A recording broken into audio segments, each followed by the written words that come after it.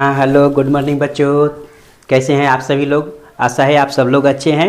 और आज हम लोग अपना क्लास को आगे बढ़ाते हुए हम लोग आगे क्लास करेंगे। आज हम लोग पढ़ेंगे एचसीएफ के बारे में।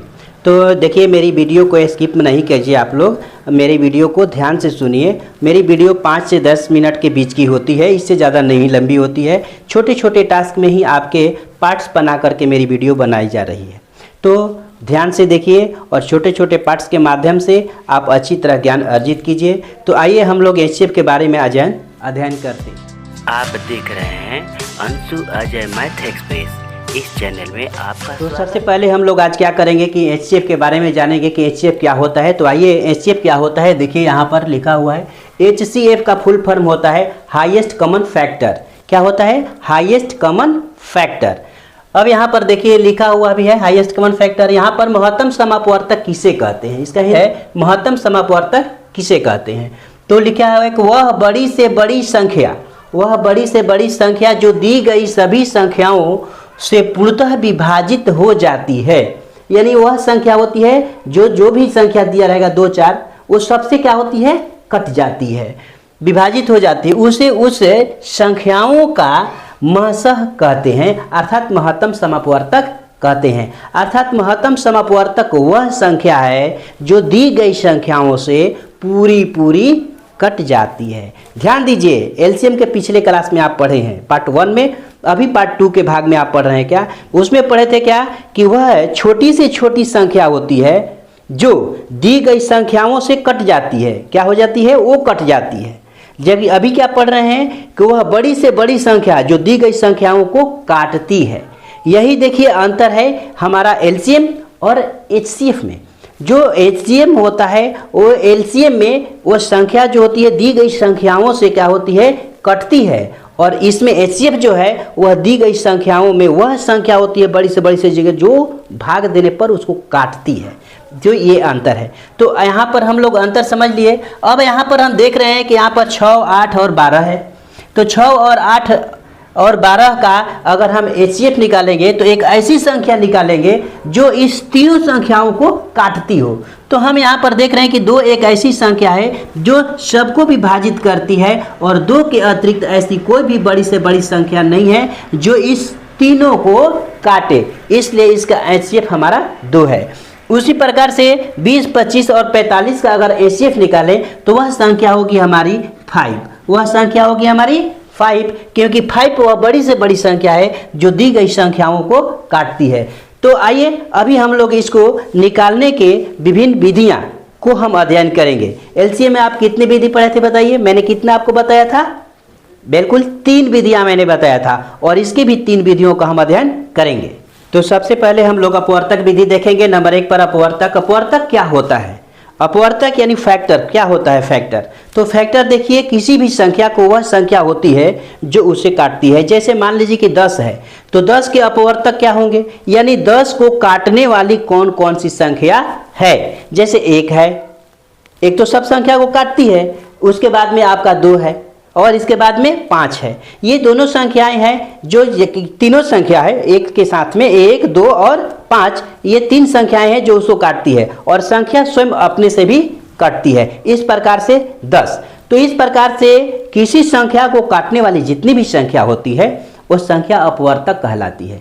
किसी भी संख्या का एक और संख्या स्वयं अपवर्तक होती है। तो आइए यहाँ पर हम देखते हैं। जैसे मान लीजिए कि हमारे पास क्वेश्चन मिल गया कि 10, 15 और 25 का महत्तम समापवर्तक कितना होगा।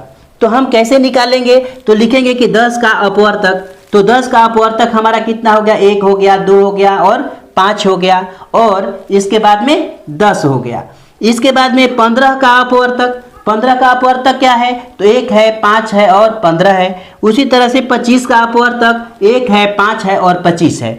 इस प्रकार से हम अपवर्तक निकालने के बाद हम निकालेंगे कि 10, 15 और 25 का एफ कितना है।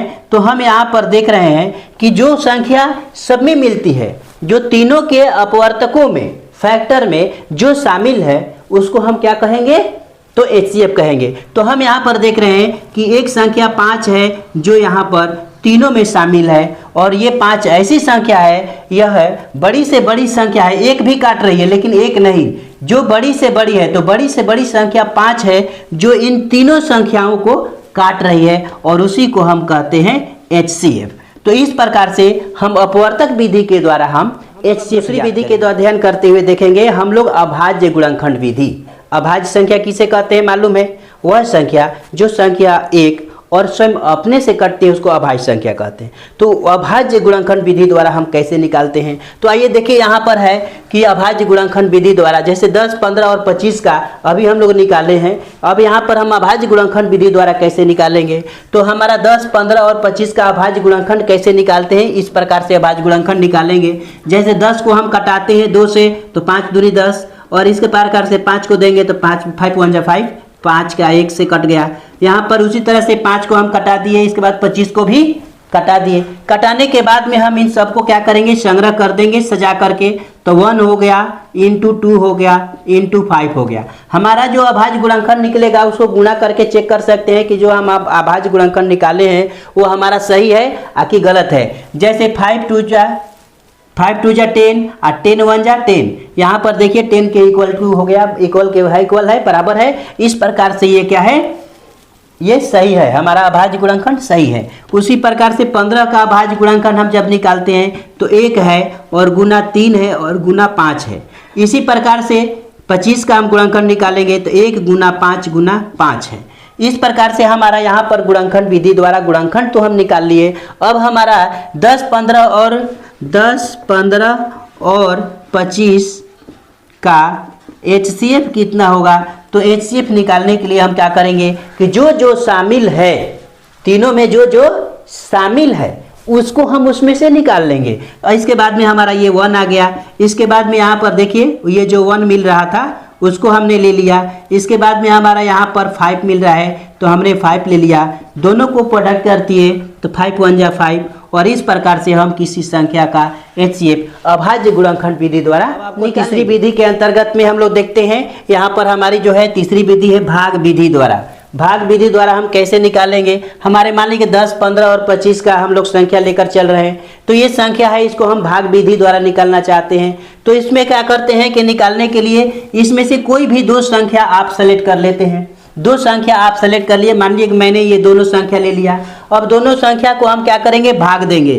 तो यहाँ पर हम 10 से भाग देंगे 15 में। 10 से भाग जब देते हैं 15 से, तो नियम यही है कि जब तक रिमाइंडर यानी शेष 0 नहीं आता है तब तक भाग की क्रिया करना है। लेकिन कैसे करना है? तो यहाँ पर देखिए 10 1 जा, यहाँ पर 10 हुआ, हमारे पास यहाँ पर रिमाइंडर के रूप में बचा 5 और ये कट गया। यहाँ पर 5 को हम क्या करेंगे कि 5 से उस भाजक में हम भाग देते हैं। अब यहाँ से 5 से जब इसमें भाग देंगे तो 5 दूनी 10, यहाँ पर ये पूरा कट गया, यानी 5 जो है यह पूरी संख्या को काट दिया। इसी क्रम में अब क्या करेंगे हम कि अब इस 5 से जो इसका आंसर आया 5, जो 5 है ये 0 लाया, इस 5 से हम क्या करेंगे कि अब हम भाग देंगे 25 में। क्या करेंगे? हम 25 में भाग देंगे तो 5 5 25, यह एक बार में ही काट रहा है। इस प्रकार से 5 ऐसी संख्या हो जा रही है जो इस तीनों संख्याओं को बारी बारी से भाग देने पर काट रही है, और इस प्रकार से इस क्रम में हमारा जो HCF होगा वह हमारा 5 होगा। तो हम तीनों विधि से भाग निकालना आज हम लोग सीखे। इसके बाद में अगले वीडियो में अब बताया जाएगा कि लघुत्तम और महत्तम में अंतर क्या है और किस तरह से हम कोई भी भारी संख्याओं का हम कैसे शॉर्ट विधि के द्वारा निकालेंगे। ये विधि हम लोग अगले वीडियो में बनाएंगे। के लिए मान लीजिए कि यहाँ पर एक बाल्टी रखा हुआ है, यहाँ पर एक क्या रखा हुआ है? बाल्टी रखा हुआ है, और इस बाल्टी में हमारे पास कुछ यूनिट है, कुछ मात्रक है। जैसे मान लीजिए कि एक है आपका यहाँ पर 5 लीटर का एक मात्रक है, एक 5 लीटर का है, एक 10 लीटर का है, एक मान लीजिए कि 2 लीटर का है। अगर हम आपको कहते हैं कि इस बाल्टी को पानी से पूरा पूरा भरना है, लेकिन इसी दोनों के द्वारा भरना है, तो बताइए कि इस बाल्टी में कितना पानी आ सकता है जो कि पूरा पूरा इसे भरे। तो ऐसी संख्याओं का हम अध्ययन करेंगे। इसके बाद में मान लीजिए कि एक ऐसी यूनिट ये है जो इस पानी तो भरना नहीं है बल्कि पानी भरा हुआ है, लेकिन इससे हमको पूरा पूरा मापना है।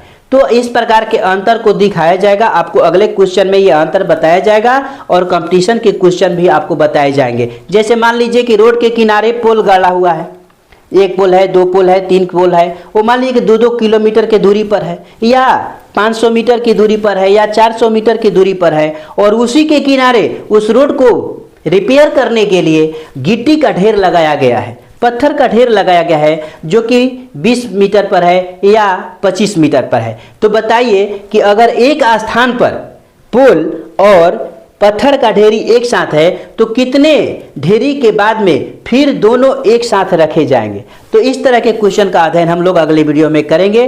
तो मेरी वीडियो अगला जो है और भी इम्पोर्टेंट होने वाली है, और आशा करेंगे कि आप लोग जरूर मेरी वीडियो पर फिर विजिट करेंगे। अगले दिन फिर 11 बजे वीडियो मेरी आ जाएगी। ऐसी महत्वपूर्ण वीडियो देखने के लिए आपको बहुत बहुत धन्यवाद। नेक्स्ट वीडियो में हम लोग फिर मिलते हैं। जय हिंद बच्चों।